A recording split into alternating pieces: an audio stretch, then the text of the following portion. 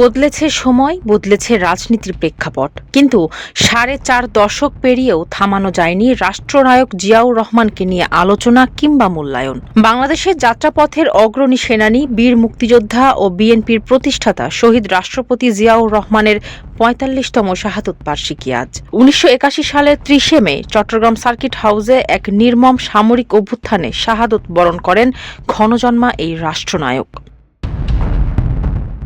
৭১-এর উত্তাল মার্চে কালুরঘাট বেতার কেন্দ্র থেকে স্বাধীনতার ঘোষণা দিয়ে জাতীয় ইতিহাসের অন্যতম প্রধান চরিত্রে উঠে আসেন তৎকালীন এই মেজর। মুক্তিযুদ্ধের অন্যতম সেক্টর কমান্ডার ও জেড ফোর্সের অধিনায়ক হিসাবে রণাঙ্গনে বীরত্বপূর্ণ নেতৃত্ব দেন তিনি। পরবর্তীতে রাষ্ট্র ক্ষমতায় এসে দেশে বহুদলীয় গণতন্ত্রের পুনঃপ্রবর্তন করেন। খাদ্য উৎপাদন বৃদ্ধি, গ্রামীণ অবকাঠামোর উন্নয়ন এবং সার্ক প্রতিষ্ঠার স্বপ্নদ্রষ্টা হিসেবে দিকভ্রান্ত এক জাতিকে আত্মবিশ্বাসী রাষ্ট্রের রূপ দেওয়ার কারিগর ছিলেন জিয়াউর রহমান।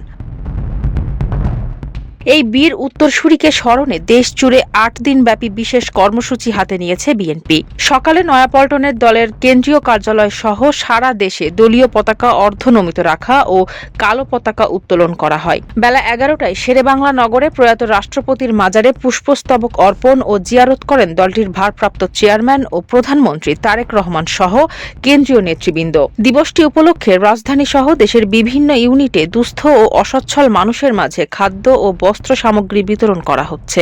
রাজনৈতিক নানা বাঁক বদলের পরও বাংলাদেশের ইতিহাসে জিয়াউর রহমানের অবদান ও প্রাসঙ্গিকতা আজও অম্লান।